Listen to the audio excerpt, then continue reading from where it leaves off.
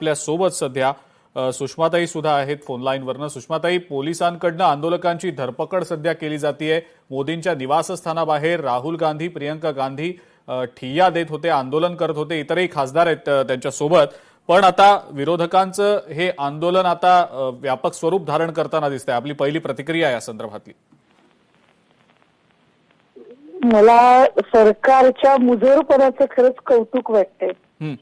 म्हणजे 20-22 दिवसांपासून सोनम वांगचुक यांचं चालू असलेलं आंदोलन, त्यानंतर 2 दिवस अभिजित दिप्तेंचं उपोषण, मग कालचा लाठी हल्ला, आणि एवढं सगळं झाल्यानंतर आता खासदार आंदोलनाच्या पवित्र्यात आहेत, मात्र सरकारचा अहंकार थोडा सुद्धा कमी होत नाही।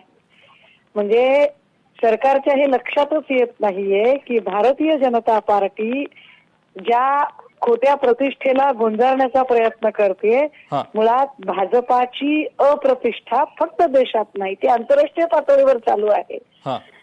विश्वगुरु आणि विश्वगुरूचा वैश्विक पक्ष आंतरराष्ट्रीय पातळीवर सगळीकडून वाभाडे निघालेत आणि अजूनही त्यांना त्या वास्तवाचं भान होत नाहीये, हे विशेष आहे। मग सुषमाताई, याचे पडसाद संसदेत सुद्धा उमटतील असं वाटतं? अर्धी संसदच रस्त्यावर आली आहे।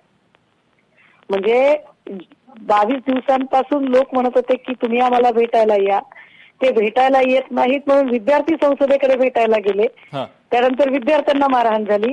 आता संसदेत असणारे सगळे खासदारच बाहेर आलेत म्हटल्यावर संसदेत अजून पडसाद काय उमटायचे? त्याच्या म्हणतात ना की संसद मौन रहती है तो रास्ते बोलने लगते है, नेमकी तीच अवस्था इथे दिसतीये।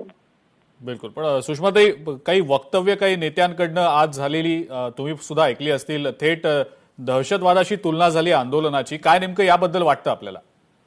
काही वाजंत्री असतात, त्यांनी वाजवायचं असतं, ते बिचारे सरकारचे लाभार्थी म्हणून सरकारची तळी उचलणं त्यांनी स्वाभाविक आहे, काय त्यांना फार महत्व द्यावं असं अजिबात वाटत नाही। बर सुषमाताई, आणि एकीकडे हे आंदोलन तर विद्यार्थ्यांचं सुरूच आहे, आता तर विरोधी पक्ष सुद्धा त्यात उतरलेत, आणि दुसरीकडे असं पण दिसतंय हरियाणा आणि दिल्लीच्या बॉर्डरवर शेतकरी सुद्धा आंदोलनाच्या पवित्र्यात आहेत। कुठेतरी या दोन्ही फ्रंट्सवर आता सरकारला आव्हानात्मक परिस्थिती निर्माण झाली असं वाटतं?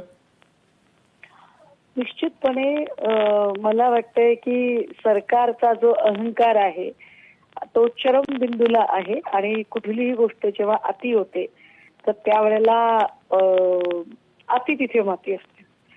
हे ज्या पद्धतीने वागत आहेत, निश्चितपणे they will pay for it, त्यांना निश्चितपणे याची किंमत चुकवावी लागेल।